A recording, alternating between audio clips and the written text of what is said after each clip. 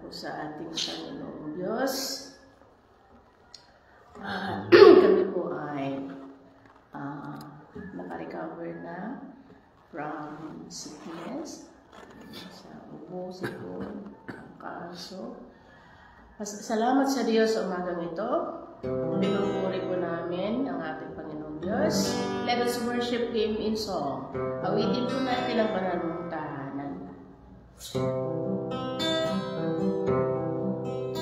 Ang puso ko'y dinudulog sa'yo,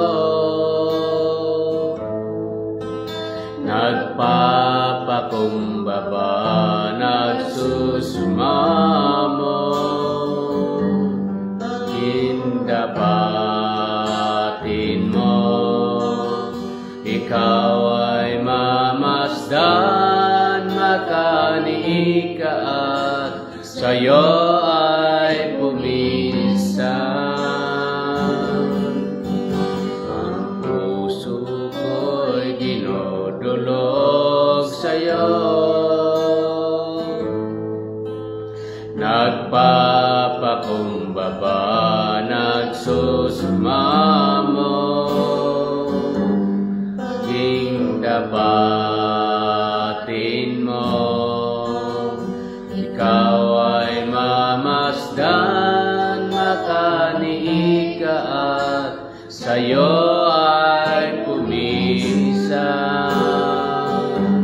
Loobin mo ang buhay ko'y naging banal mong tahanan, luklukan ng iyong wagas na pagsinta.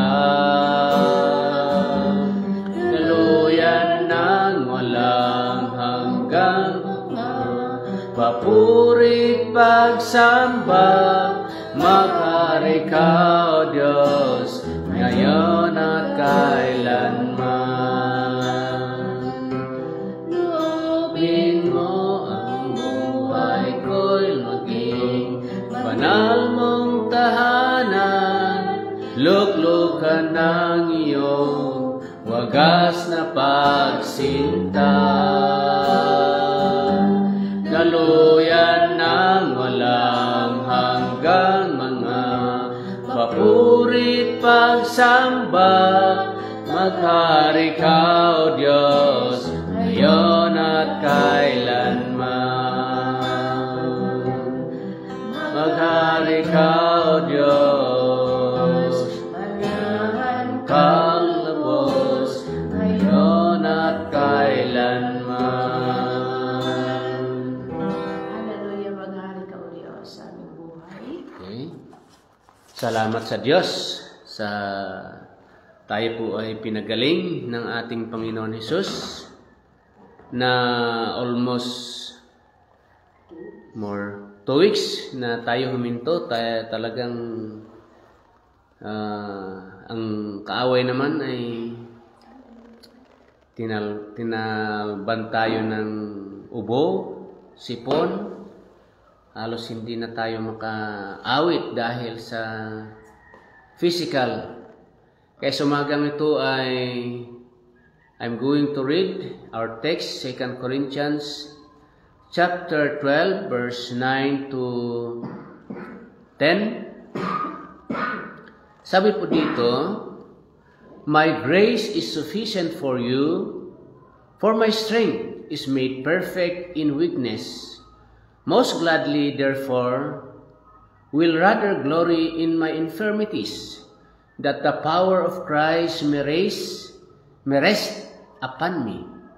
Therefore, I take pleasure in my infirmities, reproach, in necessities, in persecution, in distress, for Christ's sake. For when I am weak, then I am strong. Amen. So, the primary qualification for serving God in amount of success is not only for doing God's work, that we can say we are triumphantly in the sense of our weakness, when God, warrior, to battle, strong in his own might, when we boast, I know that I shall conquer my own right arm, and my conquering words, sword, shall get unto me the victory. Defeat is not a distant. God will not go forth with a man who matches in his own strength. He who reckon on a victory has reckoned wrongly, for it is not by our might or by our power, but by the Spirit of God, the Lord hosts, who go forth to fight boldly in our powerless. When we return with their gray banner trail in the dust, and the armor strained with a disgrace, those who serve God must serve Him in His own way, in His strength, or He will never accept their service, that which man that's ordained by divine strength. God can never own the mere fruit of our earth and cast it away. He will only reap the corn, the seed of which sown from heaven, watered by grace, and ripened by the sun and divine love. God will empty out all that has before. He will put His own into you. He will first clean out the granaries before He will fill them with finest wheat. The river of God is full of water, but not one drop of its flow from the earthly spring.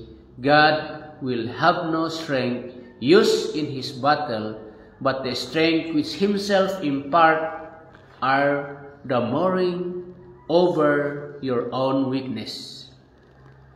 Take courage, for there must be a consciousness of weakness before the Lord will give you the victory. Amen. Magandang umaga po sa ating lahat. Sa ating pong pagmuni-muni talaga pong minsan dito po natin natututunan na ang ating kahinaan, our weakness, is the part where God works in us.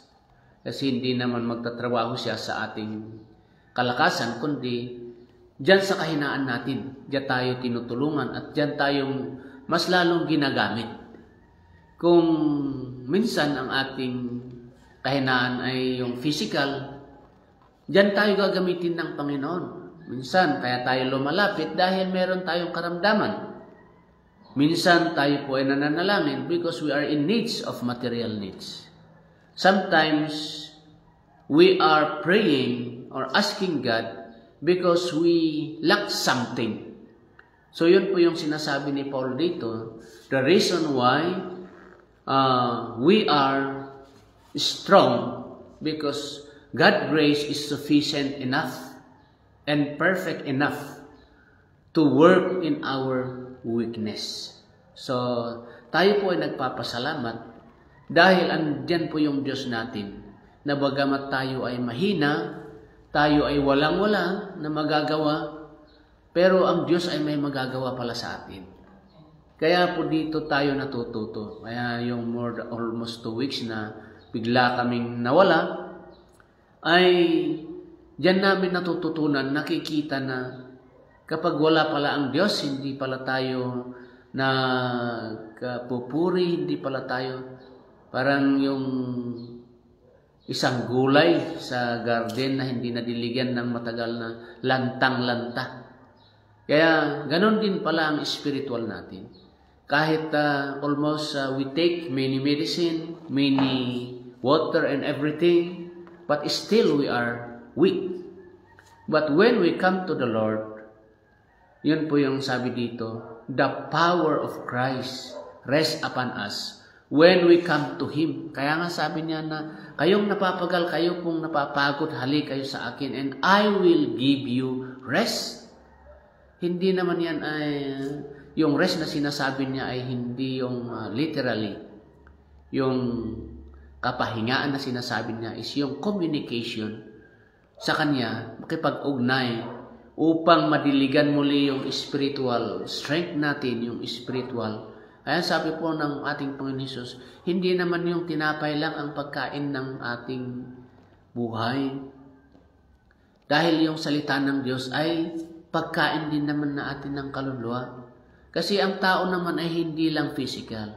God created us, body from the dust. And after God created us in Genesis chapter 2, when God sabi dito, let us make man in our own image. So gumawa sila sa lupa ng tao.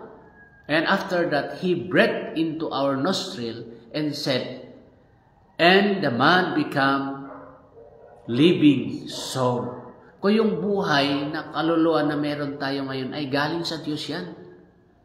At after that, and He give us the Spirit. Kaya po, Trinitarian po tayo, body, soul, and spirit.